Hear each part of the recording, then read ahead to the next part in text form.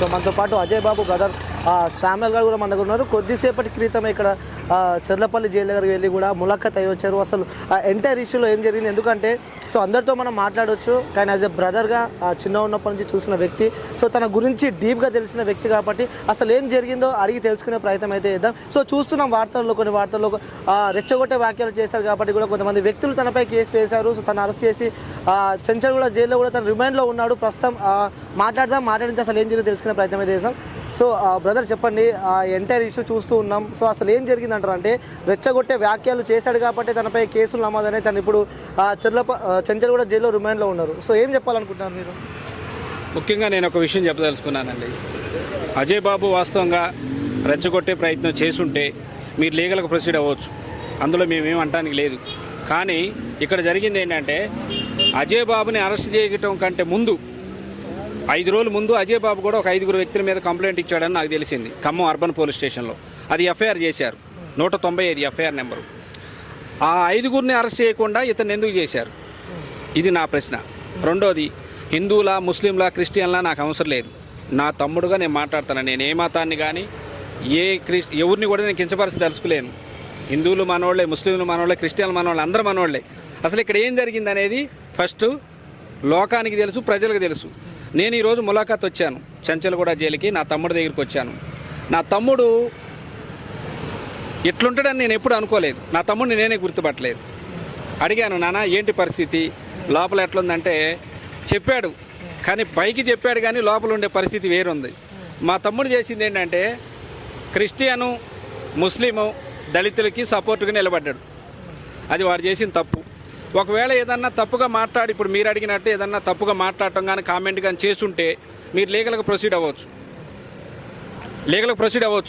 కానీ ప్రొసీడ్ అయ్యే ముందు అజయ్ బాబుని అరెస్ట్ చేసింది 5వ తారీఖు రాత్రి 8:20కి అరెస్ట్ చేశారు. అరెస్ట్ చేసినప్పుడు చెప్పింది ఏంటంటే ఖమ్మం అర్బన్ పోలీసు వాళ్ళం మేము ఖమ్మం తీసుకెళ్తున్నామమ్మా అని చెప్పి ఆమె మిస్సెస్కి చెప్పారు. నేనేమంటున్నా అంటే 41A నోటీస్ ఇవ్వాలి అరెస్ట్ చేసే ముందు. సుప్రీంకోర్టు గైడ్లైన్స్ ప్రకారం 41A నోటీస్ ఇవ్వాలి. ఒకటి, లేదు వారెంట్ అయితే వారెంట్ తీసుకెళ్ళాలి. లేదు ఫ్యామిలీ కన్నా సమాచారం ఇవ్వాలి. అసలు ఎవరు వచ్చారో తెలియదు, ఎవరు తీసుకెళ్లారో తెలియదు. 24 గంటలు దాచిపెట్టిన తర్వాత అజయ్ బాబుని తెల్లారి 6 గంటలకి మెజిస్ట్రేట్ ముందు హాజరుపరిచారు. అయితే అరెస్ట్ చేసింది 5వ తారీఖు అయితే 6వ తారీఖు అరెస్ట్ చేసినట్టు రిమాండ్ రిపోర్ట్లో రాశారు. ఓకేనా? ఇంకొకటి, ఆ తీసుకెళ్ళినటువంటి కారు కూడా మహారాష్ట్ర కారు, తెలంగాణది కాదు. ఇంకొకటి, నాకున్న సమాచారం ఏంటంటే ఈరోజు కూడా అజయ్ బాబుని సబ్ జైలు నుంచి వేరే చోటకి షిఫ్ట్ చేస్తున్నారు. ఆల్రెడీ వెళ్ళిపోతుంది కారు, ఇప్పుడు వెళ్ళిపోతూనే ఉంది కారు. ఎక్కడ తీసుకెళ్తున్నారంటే యాడికి తీసుకెళ్తున్నారని తెలియదు. కానీ ఒక్క విషయం మాత్రం నేను చెప్పదలుచుకున్నా, అజయ్ బాబు పరిస్థితి జైల్లో బాగాలేదు. అంటే మీతో కలిసినప్పుడు మీతో ఏం మాట్లాడారు అంటే ఇంటి గురించి కానీ ఆయనకి బట్టలు ఇచ్చారండి. మా బంధువులు వచ్చి బట్టలు ఇచ్చి వెళ్ళారు. ఆ బట్టలు ఇవ్వలేదు ఆయనకి. ఆ లోకల్లో తినడానికి అవి ఉంటాయి కదా, ఒక 1000 రూపాయలు అవి ఇవ్వలేదు. ఆయనకి సమాచారం ఏం లేదు. ఏ రోజు ఏ బట్టలతోనైతే అరెస్ట్ అయ్యిండో అదే బట్టలతోనే ఉండు. ఇప్పుడు కూడా అదే బట్టలతో ఉండు. నా తమ్ముడు నాకు చాలా బాధ అనిపించింది. ఎప్పుడు అట్లా లేడు. నేను కన్నా నాకుండే బాధ నాకుండే. మీరు లీగల్గా ఏదైనా చేయాలనుకుంటే చేయండి, కానీ నా తమ్ముడిని పిచ్చోడిని చూసినట్టుంది నాకు. క్రిస్టియన్స్ కూడా నేను చెప్పేది ఏంటంటే అందరు బాధలో ఉన్నారు, నేను కాదంట్లా. కానీ బలైపోయింది మా ఫ్యామిలీ. తమ్ముడిని కాపాడుకోవాలని ఆశతో నేను చెప్తున్నా. దయచేసి మీరు కూడా వాళ్ళు రెచ్చగొట్టారు, వీళ్ళు రెచ్చగొట్టారని రెచ్చిపోయి గొడవలకు వెళ్ళి హిందువుల మీద క్రిస్టియన్ల మీద హిందువులు గొడవలు పెట్టుకొని ఫ్యామిలీలు బలి చేసుకోవద్దు. లీగల్గా మీకు ఏది కావాలనుకుంటే అది లీగల్గా ప్రొసీడ్ అవ్వండి. నా వంతుగా నేను నా తమ్ముడిని ఏ రకంగా సేవ్ చేసుకోవాలనే ప్రయత్నమే చేస్తున్నాను. నాతో పాటు పాపం చాలామంది పాస్టర్సు, హిందూ సోదరులు సాయం చేస్తున్నారు, పాస్టర్లు సాయం చేస్తున్నారు, ముస్లింలు సాయం చేస్తున్నారు. ఎట్టి పరిస్థితుల్లో అజయ్ బాబుని బయటికి తీసుకురావాలనేది నా ఆశ. ఒక బెయిల్ అప్లై చేస్తారా? బెయిల్ ఎప్పుడు వచ్చే అవకాశం? బెయిల్ అప్లై చేశారండి. ఒక 2 రోజులు, రేపు కానీ వాళ్ళు కానీ బెయిల్ వచ్చే అవకాశం ఉంది. బెయిల్ మీద అజయ్ బాబు బయటకు వస్తారు. కాకపోతే ఆ జైల్లో వసతులు కరెక్ట్ లేవు. అజయ్ బాబుని కావాలని ఇబ్బంది పెడుతున్నారని అయితే నాకు అనిపించింది. ఎవరు దీని వెనకాల ఉండేది ఎవరు అనుకుంటున్నారు? ఇబ్బంది పెడుతున్నారు ఖచ్చితంగా. అంటే కొంతమంది పాస్టర్లు ఇప్పుడు లైవ్లో మనం చూస్తున్నాము. ప్రవీణ్ పగడాల గారికి ఏదైతే జరిగిందో, సో నెక్స్ట్ ఇది ఏమన్నా జరగబోతుందని చెప్పి కూడా పాస్టర్ అందరూ బాధపడుతున్నారు. ఏం జరగబోతుందని చెప్పి కూడా వాళ్ళకి ఏం చెప్పాలనుకుంటున్నారు? ఒకటండి, ప్రవీణ్ గారు ఎవరో నాకు తెలియదు. ప్రవీణ్ గారికి ఏం జరిగిందో నాకు తెలియదు. నేను మాట్లాడేది ఓన్లీ నా తమ్ముడు కోసం మాట్లాడుతున్నా. నా తమ్ముడు ఏం తప్పు చేసిండని తీసుకొచ్చారనేది నా కాన్సెప్ట్. ప్రవీణ్ గారు ఇంకొకళ్ళు నాకు తెలియదు. కానీ ఒకటేంటంటే అజయ్ బాబుకి ఏం జరిగినా దానికి పూర్తి బాధ్యత రాష్ట్ర ప్రభుత్వం తీసుకోవాలి. అది మాత్రం నేను చెప్తాను. సో అంటే అప్పటి నుంచి ఎలా ఉండేవాడు అన్న, చిన్న ఉన్నప్పటి నుంచి మీరు ఎందుకంటే దగ్గర నుంచి చూసిన వ్యక్తులు కాబట్టి, సో ఎలా ఉండేవాడు? ఎందుకంటే కొన్ని వీడియోస్ మనం చూసాము, లైక్ అంటే నాకు కార్లో నేను రాడ్లు పెట్టుకొని తిరుగుతా, అవి పెట్టుకొని తిరుగుతా అని చెప్పి కూడా, సో నన్ను చంపాలంటే ముందు వాళ్ళకి దమ్ము ఉండాలి అని చెప్పి కూడా కొన్ని వాక్యాలు మనం చూసాం. లేదు, అజయ్ బాబు చాలా సెన్సిటివ్ మనస్తత్వం. మేము 4 అన్నదమ్ములు, పెద్ద ఆయన, నేను 2 ఆయన్ని, నా తర్వాత అజయ్ బాబు. చదువు అంటే బాగా పిచ్చి అజయ్ బాబుకి. ఎక్కడన్నా అన్యాయం జరిగిందంటే చూసుకుంటూ ఉండలేడు, మాట్లాడతాడు. కాకపోతే ఏంటంటే వాడి మాటే గంభీరంగా ఉంటుంది, ఎవరు కొట్టేసేవాళ్ళలాగా గొడవకి వెళ్ళేవాళ్ళలాగా ఉంటుంది. అంతే తప్ప వాడు చాలా మంచి వ్యక్తి, చాలా జాలి కలిగిన వ్యక్తి, చాలా భయస్తుడు కూడా అజయ్ బాబు. ఇప్పటి వరకు స్టేషన్ మెట్లు నా తమ్ముడు ఎక్కల. కాకపోతే ఒక మంచి కార్యక్రమం మీద క్రిస్టియన్లు, ముస్లింలు, దళితుల కోసం ఒక యజ్ఞాన్ని ఎన్నుకున్నాడు ఆయన. ఆ యజ్ఞం మీద ముందుకు పోయే క్రమంలో ఈ కేసులు జరిగినాయి. నేను లాస్ట్ అండ్ ఫైనల్గా మీ ఛానల్ తరపున ఏం చెప్తున్నానంటే, డిపార్ట్మెంట్కి, మీరు తప్పు చేశాడు, అజయ్ బాబు అరెస్ట్ చేశారు, ఓకే సంతోషం. కానీ అజయ్ బాబు ఇచ్చిన కంప్లైంట్ ఎఫ్ఐఆర్ అయింది 1వ తారీఖు 4వ నెల 2025 నాడు ఖమ్మం అర్బన్ పోలీస్ స్టేషన్లో 5 వ్యక్తుల మీద. ఆ వ్యక్తులు ఎవరు కూడా నాకు తెలియదు. నాకు ఇప్పుడే చెప్పాడు, అన్న నేను కేసు పెట్టాను ఖమ్మం అర్బన్ పోలీస్ స్టేషన్లో, అది ఎఫ్ఐఆర్ అయింది, అది చేయకోకుండా నన్ను అరెస్ట్ చేశారన్న అని చెప్పాడు. ఆ వ్యక్తులు ఎవరు కూడా నాకు తెలియదు. నేను ఇప్పుడు వెళ్ళాక సిఐ గారిని కలుస్తాను అర్బన్ పోలీస్ స్టేషన్లో ఖమ్మంలో. నేనేమంటానంటే ఆ వ్యక్తులు ఎవరు, మీరు వాళ్ళని కూడా అరెస్ట్ చేయండి. ఇప్పుడు ఈయనకొక న్యాయం మీకొక న్యాయం కాదు కదా. లేదు ఏమైనా పొలిటికల్గా చూపిస్తున్నారా? పొలిటికల్ కంటే మేము కూడా పొలిటికల్గా చూపించుకోవాల్సి ఉంటుంది. ఎందుకంటే నేను కూడా ఒక పార్టీలో స్టేట్ ప్రెసిడెంట్గా ఉన్నా. ఏ పార్టీలో? ఏ పార్టీ అనేది చెప్పను, తెలుసు, చూసే వాళ్ళకి తెలుసు, నాకుండే సంబంధాలు నాకున్నాయి. పొలిటికల్ అంటే పొలిటికల్గా మేము కూడా చూడాల్సి వచ్చింది. నేనేంటంటే గొడవలు వద్దు. అజయ్ బాబుకి జరిగింది అన్యాయం, అది మీకు తెలుసు, నాకు తెలుసు, ఇంకో అందరికీ తెలుసు. ఒకవేళ నా తమ్ముడు తప్పు చేసిండు, ఖచ్చితంగా లీగల్గా ప్రొసీడ్ అవ్వండి, చట్టపరమైన చర్యలు తీసుకోండి. కోర్టులోనే, న్యాయస్థానాల్లోనే తమ్ముడిని కాపాడుకుంటాం మేము. ఇదైతే చెప్పగలను. నమస్తే, thank you. Okay, sorry. Welcome to cube TV, నేను మీ యాంకర్ అండి. సో అజయ్ బాబు పాస్టర్ విషయం తెలిసిందే, తను రిమాండ్లో కూడా ఉన్నారు. సో ఉన్న తర్వాత కూడా సో ఇటు పెద్ద ఎత్తున చర్చ నడుస్తుంది, అసలు ఎందుకు అరెస్ట్ చేశారంటూ కూడా. ఇటు టోటల్ పాస్టర్స్ సభ నుంచి, అలాగే క్రిస్టియన్ యూనిటీ నుంచి కూడా అసలు ఎందుకు అరెస్ట్ చేశారు వితౌట్ ఇన్ఫర్మేషన్ అని చెప్పి కూడా పెద్ద ఎత్తున చర్చ నడుస్తుంది. ఇప్పుడే మనం చెర్లపల్లి జైలు దగ్గర ఉన్నాం. కాసేపటి కిందనే పాస్టర్ గారు కూడా లోపలికి వెళ్ళి ఆ ములాఖాత్ కలిసి వస్తారు. అసలు ఏం జరిగింది, తను ఏం మాట్లాడారు, అసలు ఈ ఇష్యూకి సంబంధించి లోపల తను ఎలా ఉన్నాడో కూడా తెలుసుకునే ప్రయత్నం చేశాం. సో పాస్టర్ గారు ఫస్ట్ చెప్పండి, అసలు ఈ ఎంటైర్ ఇష్యూకి సంబంధించి అసలు ఏం జరిగింది అనుకుంటున్నారు మీరు? ఏం జరిగిందంటే, అక్రమంగా పోలీసులు అరెస్ట్ చేశారు, ఒక న్యాయబద్ధంగా అరెస్ట్ చేయలేదు. చెప్పా పెట్టకుండా, అరెస్ట్ వారెంట్ లేకుండా, నోటీస్ ఇష్యూ చేయకుండా అతన్ని కిడ్నాప్ చేసినట్టుగా తీసుకెళ్ళిపోయారు. తీసుకెళ్ళిన దగ్గర నుంచి 20 గంటలు అతన్ని ఎక్కడున్నాడో కూడా తెలియకుండా అతన్ని హైడ్ చేసి పెట్టి, చాలా క్రైస్తవ్యంలో ఉద్రిక్తత పరిస్థితి నెలకొంది. చాలా ఆందోళనలో ఉన్నారు. ఆల్రెడీ ప్రవీణ్ పగడాల గారి యొక్క మరణం విషయంలోనే క్రైస్తవులు బయటికి పడకముందే ఆ దిగ్భ్రాంతిలో, ఆందోళనలో ఉన్నప్పుడే మరొక ఘటనని చోటు చేసుకుంటే ఎలా క్రైస్తవులు తీసుకోవాలి? సరే, ఒకవేళ అజయ్ పాస్టర్ మీద ఏవైనా ఆరోపణలు ఉంటే, ఆయన చేసిన వ్యాఖ్యలు ఏవైనా తప్పులు ఉంటే, మతపరంగా కానీ ఏవైనా కూడా మత విద్వేషాల పరంగా కానీ, నోటీసులు పంపించి అరెస్ట్ వారెంట్ ఇచ్చి చక్కగా దాన్ని చెప్తే చక్కగా వచ్చి లొంగిపోతాడు. అరెస్ట్ చేయాలి, ఇట్లా ఒక క్రమబద్ధంగా అరెస్ట్ చేస్తే బాగుంటుంది. కానీ అక్రమంగా ఏదో దాడి చేసినట్టుగా గుండాల్లాగా చేయటం అనేది కరెక్ట్ కాదని నా యొక్క ఉద్దేశం. అంటే అక్రమంగా అరెస్ట్ చేశారంటూ మీరు చెప్తున్నారు. ఎలాంటి నోటీసులు మీకు ఇవ్వలేదా అజయ్ బాబుని తీసుకెళ్లే ముందు? ఎలాంటి నోటీసులు ఇవ్వలేదు, అరెస్ట్ వారెంట్ ఇవ్వలేదు, ఎలాంటి ఇంటిమేషన్ కూడా లేదు. డైరెక్ట్గా ఇంటి మీదకి వచ్చారు.